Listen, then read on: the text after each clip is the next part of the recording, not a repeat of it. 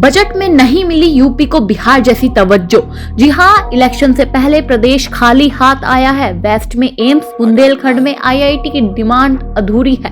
जी हाँ, आपको बता दें, यूपी में अगले साल मार्च अप्रैल में विधानसभा चुनाव है। इस लिहाजे से माना जा रहा था कि केंद्रीय बजट में बिहार की तरह यूपी को भी कई बड़ी सौगातें मिलेगी।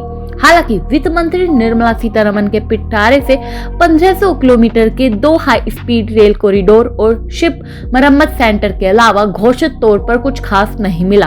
पहला कॉरिडोर दिल्ली से बनारस के बीच होगा, दूसरा बनारस से सिलीगुड़ी पश्चिम बंगाल के बीच बनेगा। बजट में काशी पर खास फोकस किया गया है। जहां काशी से 2 कॉरिडोर शुरू होंगे, वहीं पोर्ट भी बनाया जाएगा।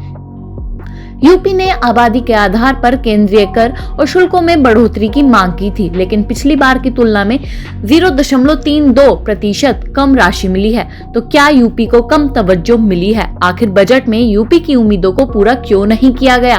2025 के केंद्रीय बजट में बिहार को दोनों हाथों से जमकर पैसे लुटाए गए थे।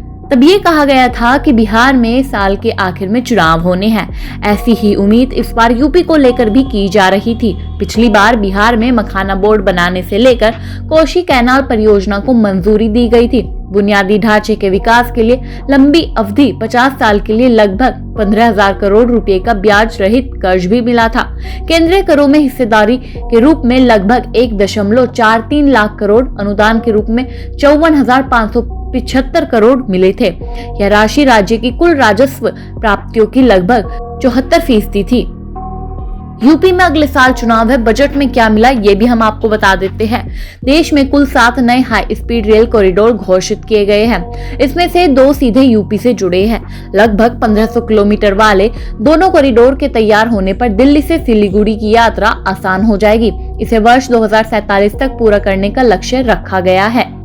काशी में शिप रिपेयर इकोसिस्टम, बनारस में ship repair ecosystem, inland waterways के लिए जहाज मरम्मत सुविधा स्थापित होगी, जो गंगा जल मार्ग से जुड़ेगा।